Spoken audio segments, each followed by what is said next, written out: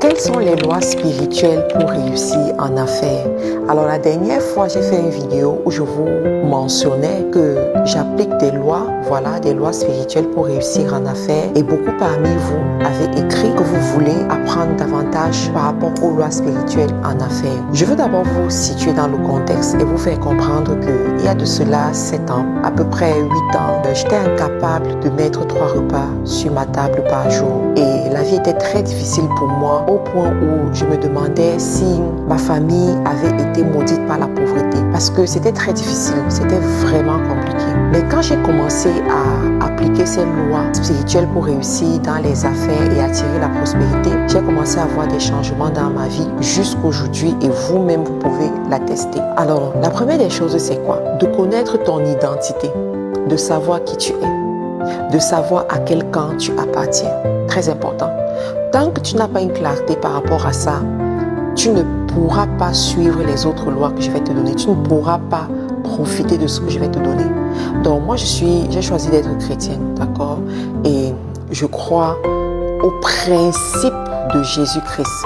Il y a la personne de Jésus, il y a les principes de Jésus. Donc je crois à la personne et je crois aux principes en fait que Jésus enseigne. La deuxième des choses comme principe spirituel, la loi de la sémence. Pour pouvoir récolter quelque chose, il faut d'abord semer.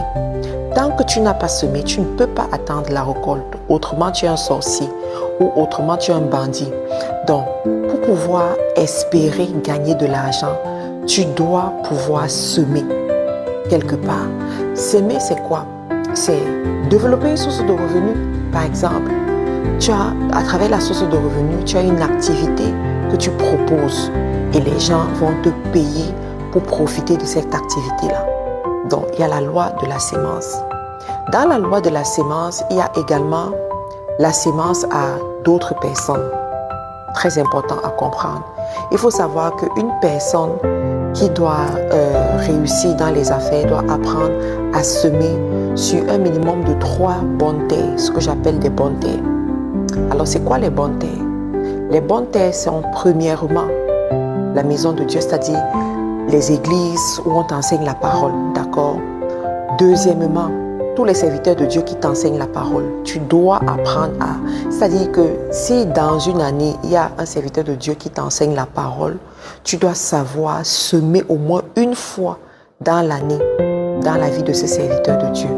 Ça, ce sont les principes que j'ai appliqués. Je ne suis pas en train de discuter avec quelqu'un.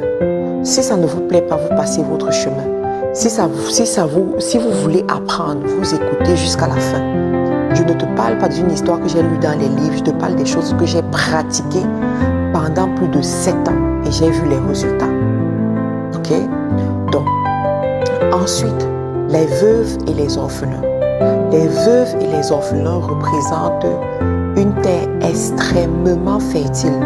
C'est pas pour rien que lorsque vous voyez les hommes d'affaires, à la fin de l'année, ils vont chercher les orphelinats où ils vont aller déposer de l'argent, donner de la nourriture, faire du bien. Pourquoi? Parce qu'ils comprennent ce principe spirituel et juste parce qu'ils font ça, ça les ouvre les portes. Juste parce qu'ils font ça, ils attirent la faveur, ils attirent les choses. Pourquoi? Parce que les enfants qui sont des orphelins, les veuves, ils n'ont personne en fait. Donc ce n'est que Dieu qui peut les aider. Donc quand ces personnes-là commencent à prier, pour dire merci à Dieu en appelant ton nom. C'est comme si leur prière montait au ciel et Dieu ferme ses yeux sur tous tes péchés. Ça, c'est mon interprétation. D'accord? Et je vous assure, j'ai beaucoup d'histoires à raconter par rapport à ça. Beaucoup d'histoires à raconter par rapport à ça. Donc, il y a ça. Une autre loi spirituelle que j'applique, c'est la loi de la proclamation. La proclamation. Alors, quand je dois commencer, par exemple, une activité, je vais commencer à déclarer sur cette activité. Je vais proclamer. Et si je me rends compte qu'il y a des résistances, il y a des heures où je vais me lever pour commencer à proclamer puissamment par rapport à ces résistances. Et je vais voir comment les choses vont se décanter. Dans les proclamations aussi, il y a la façon de parler. Vous n'allez jamais ou rarement m'entendre dire des mauvaises choses par rapport à mes activités, même si ça ne fonctionne pas vraiment comme il faut, je ne vais pas le dire. Pourquoi? Parce que je comprends que la parole a un pouvoir et ce que tu dis est un décret qui va prendre corps. Donc je fais très attention par rapport à ça.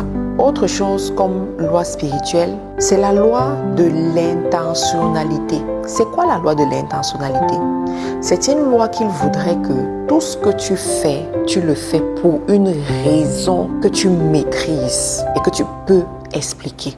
D'accord? Donc tout ce que tu vas faire, tu dois le faire pour une raison. Tu dois le faire du fond de ton cœur en fait. Moi, quand j'applique cette loi, c'est tellement puissant parce que si je prends une décision, je prends cette décision pour une raison.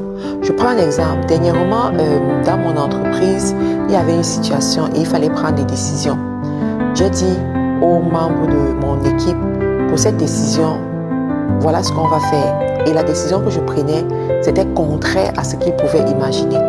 Mais je l'ai fait pourquoi? Parce que au plus profond de moi, j'avais une raison qui justifiait. J'avais une raison qui motivait ma décision. Et c'est ce que j'ai fait. Et plus tard, effectivement, ils m'ont donné raison. Donc, quand tu dois réussir dans les affaires, tu dois savoir pourquoi tu fais les choses. Même quand tu présentes tes produits, même quand tu adoptes certaines stratégies marketing, pourquoi tu fais cette stratégie marketing? Pourquoi tu appliques ça? Moi, j'ai souvent eu à refuser d'appliquer certaines stratégies marketing qui vont mettre en mal mes compétiteurs. Si par exemple, je me rends compte que cette stratégie marketing va donner l'impression à mon compétiteur que je suis en train de le viser, va donner l'impression à mon compétiteur que je veux détruire son business, je ne vais pas utiliser ça. Pourquoi? Parce que je suis intentionnelle et je comprends que tout ce que tu donnes à la nature va te le renvoyer. Donc si tu donnes des mauvaises choses, la nature va te renvoyer les mauvaises choses. Si tu donnes les bonnes choses, la nature va te renvoyer les bonnes choses. L'intentionnalité. Ok? Une autre loi que je peux partager ici avec toi, c'est la loi du respect des dévanciers. Dans chaque activité, tu auras les dévanciers. Okay? Donc, beaucoup de gens, lorsqu'ils entrent dans une activité, ils considèrent leurs dévanciers comme des concurrents à abattre. Ils font tout pour les abattre. C'est vraiment triste parce que c'est la meilleure façon pour échouer. Alors, dernièrement, j'ai eu une situation comme ça d'une jeune fille qui vit au Cameroun. Et cette jeune fille a fait une publication où elle m'a tagué. Voilà, vous savez que si on te tague sur Facebook, Facebook te fait la notification. Donc, elle m'a tagué et j'ai lu la publication et je voyais comment elle était en train d'attirer mon attention en dénigrant mes stratégies en fait, juste pour que je puisse répondre et que ça attire la visibilité et les gens. J'ai compris sa stratégie, j'ai compris que c'était ça. Donc quand j'ai vu ça, je me suis dit waouh, j'étais triste en fait pour elle. J'ai pas répondu bien évidemment, mais j'étais quand même triste pour elle parce que je me suis dit mais attends, toi tu as commencé quand sur internet pour venir chercher à dénigrer les gens qui sont là longtemps avant toi. Les gens qui ont déjà réalisé des chiffres que, en fait, pour que toi-même tu les réalises, il faut que tu te lèves tôt. Des gens qui, en fait, comment tu fais? Tu prends ce courage-là où? Pour les dénigrer de cette façon. C'était vraiment dommage, quoi. Mais bon, je ne veux pas être trop longue dans cette vidéo. Je ferai peut-être une autre vidéo où je serai beaucoup plus explicative par rapport à cette loi. Mais voilà les lois, que si vous appliquez ces lois, il y a de fortes chances que vous ayez des bons résultats dans vos activités. Quelles sont les lois spirituelles pour réussir en affaires?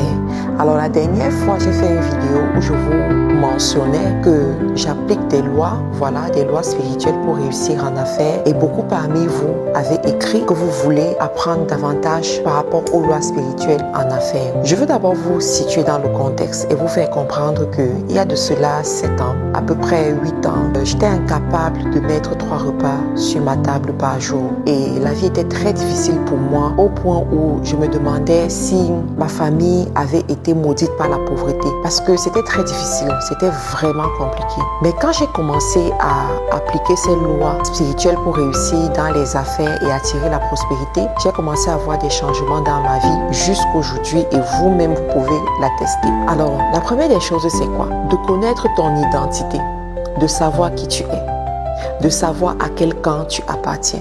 Très important. Tant que tu n'as pas une clarté par rapport à ça, tu ne pourras pas suivre les autres lois que je vais te donner. Tu ne pourras pas profiter de ce que je vais te donner. Donc moi, j'ai choisi d'être chrétienne, d'accord?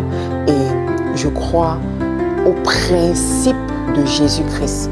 Il y a la personne de Jésus, il y a les principes de Jésus. Donc je crois à la personne et je crois aux principes en fait que Jésus enseigne. La deuxième des choses comme principe spirituel, la loi de la sémence. Pour pouvoir récolter quelque chose, il faut d'abord semer. Tant que tu n'as pas semé, tu ne peux pas attendre la récolte. Autrement, tu es un sorcier ou autrement, tu es un bandit. Donc, pour pouvoir espérer gagner de l'argent, tu dois pouvoir semer quelque part. Semer, c'est quoi? C'est développer une source de revenus. Par exemple, à travers la source de revenus, tu as une activité que tu proposes et les gens vont te payer pour profiter de cette activité-là. Donc, il y a la loi de la sémence. Dans la loi de la sémence, il y a également la sémence à d'autres personnes. Très important à comprendre. Il faut savoir qu'une personne qui doit réussir dans les affaires doit apprendre à semer sur un minimum de 3 bonnes terres, ce que j'appelle des bonnes terres. Alors, c'est quoi les bonnes terres? Les bonnes terres sont premièrement la maison de Dieu, c'est-à-dire les églises où on t'enseigne la parole, d'accord? Deuxièmement, tous les serviteurs de Dieu qui t'enseignent la parole, tu dois apprendre à... C'est-à-dire que si dans une année, il y a un serviteur de Dieu qui t'enseigne la parole, tu dois savoir semer au moins une fois dans l'année, dans la vie de ce serviteur de Dieu. Ça, ce sont les principes que j'ai appliqués. Je ne suis pas en train de discuter avec quelqu'un. Si ça ne vous plaît pas, vous passez votre chemin. Si vous voulez apprendre, vous écoutez jusqu'à la fin. Je ne te parle pas d'une histoire que j'ai lue dans les livres, je te parle des choses que j'ai pratiquées pendant plus de 7 ans et j'ai vu les résultats. Ok?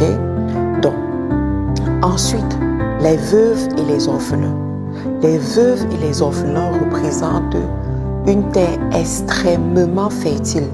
C'est pas pour rien que lorsque vous voyez les hommes d'affaires, à la fin de l'année, ils vont chercher les orphelinats où ils vont aller déposer de l'argent, donner de la nourriture, faire du bien. Pourquoi? Parce qu'ils comprennent ce principe spirituel et juste parce qu'ils font ça, ça les ouvre les portes. Juste parce qu'ils font ça, ils attirent la faveur, ils attirent les choses. Pourquoi? Parce que les enfants qui sont des orphelins, les veuves, ils n'ont personne en fait. Donc ce n'est que Dieu qui peut les aider. Donc quand ces personnes-là commencent à prier pour dire merci à Dieu en appelant ton nom, c'est comme si leur prière montait au ciel et Dieu ferme ses yeux sur tous tes péchés. Ça, c'est mon interprétation. D'accord? Et je vous assure, j'ai beaucoup d'histoires à raconter par rapport à ça. Beaucoup d'histoires à raconter par rapport à ça. Donc, il y a ça. Une autre loi spirituelle que j'applique, c'est la loi de la proclamation. La proclamation. Alors, quand je dois commencer, par exemple, une activité, je vais commencer à déclarer sur cette activité. Je vais proclamer. Et si je me rends compte qu'il y a des résistances, il y a des heures où je vais me lever pour commencer à proclamer puissamment par rapport à ces résistances. Et je vais voir comment les choses vont se décanter. Dans les proclamations aussi, il y a la façon de parler. Vous n'allez jamais ou rarement m'entendre dire des mauvaises choses par rapport à mes activités. Même si ça ne fonctionne pas vraiment comme il faut, je ne vais pas le dire. Pourquoi? Parce que je comprends que la parole a un pouvoir. Et ce que tu dis est un décret qui va prendre corps. Donc je fais très attention par rapport à ça. Autre chose comme loi spirituelle, c'est la loi de l'intentionnalité. C'est quoi la loi de l'intentionnalité? C'est une loi qu'il voudrait que tout ce que tu fais, tu le fais pour une raison que tu maîtrises et que tu peux expliquer. D'accord? Donc tout ce que tu vas faire, tu dois le faire pour une raison. Tu dois le faire du fond de ton cœur en fait. Moi, quand j'applique cette loi, c'est tellement puissant parce que si je prends une décision, je prends cette décision pour une raison. Je prends un exemple. Dernièrement, dans mon entreprise, il y avait une situation et il fallait prendre des décisions. J'ai dit aux membres de mon équipe, pour cette décision, voilà ce qu'on va faire. Et la décision que je prenais, c'était contraire à ce qu'ils pouvaient imaginer. Mais je l'ai fait pourquoi? Parce que au plus profond de moi, j'avais une raison qui justifiait. J'avais une raison qui motivait ma décision. Et c'est ce que j'ai fait. Et plus tard, effectivement, ils m'ont donné raison. Donc, quand tu dois réussir dans les affaires, tu dois savoir pourquoi tu fais les choses. Même quand tu présentes tes produits, même quand tu adoptes certaines stratégies marketing, pourquoi tu fais cette stratégie marketing? Pourquoi tu appliques ça? Moi, j'ai souvent eu à refuser d'appliquer certaines stratégies marketing qui vont mettre en mal mes compétiteurs. Si par exemple, je me rends compte que cette stratégie marketing va donner l'impression à mon compétiteur que je suis en train de le viser, va donner l'impression à mon compétiteur que je veux détruire son business, je ne vais pas utiliser ça. Pourquoi? Parce que je suis intentionnelle et je comprends que tout ce que tu donnes à la nature va te le renvoyer. Donc si tu donnes des mauvaises choses, la nature va te renvoyer les mauvaises choses. Si tu donnes les bonnes choses, la nature va te renvoyer les bonnes choses. L'intentionnalité. Ok? Une autre loi que je peux partager ici avec toi, c'est la loi du respect des dévanciers. Dans chaque activité, tu auras les dévanciers. Ok? Donc, beaucoup de gens, lorsqu'ils entrent dans une activité, ils considèrent leurs dévanciers comme des concurrents à abattre. Ils font tout pour les abattre. C'est vraiment triste parce que c'est la meilleure façon pour échouer. Alors, dernièrement, j'ai eu une situation comme ça d'une jeune fille qui vit au Cameroun. Et cette jeune fille a fait une publication où elle m'a tagué. Voilà, vous savez que si on te tague sur Facebook, Facebook te fait la notification. Donc, elle m'a tagué et j'ai lu la publication et je voyais comment elle était en train d'attirer mon attention en dénigrant mes stratégies en fait, juste pour que je puisse répondre et que ça attire la visibilité et les gens. J'ai compris sa stratégie, j'ai compris que c'était ça. Donc quand j'ai vu ça, je me suis dit waouh, j'étais triste en fait pour elle. J'ai pas répondu bien évidemment, mais j'étais quand même triste pour elle parce que je me suis dit mais attends, toi tu as commencé quand sur internet pour venir chercher à dénigrer les gens qui sont là longtemps avant toi. Les gens qui ont déjà réalisé des chiffres que, en fait, pour que toi-même tu les réalises, il faut que tu te lèves tôt.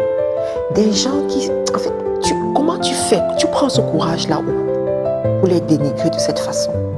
C'était vraiment dommage, quoi.